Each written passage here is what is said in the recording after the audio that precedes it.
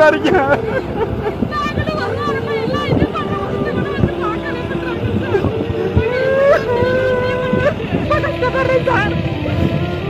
ஒரு வாரமா சாப்பாடு கூட இல்லாம கிடக்க சார். வய போன வேதனை இல்ல, சுத்தமா தூக்கமே இல்லாம கிடக்க சார். நம்ம மருந்தை கொடுத்துட்டு சாக வேண்டியதான் சார். கடவுள் கொஞ்சம் கூட இறக்கமே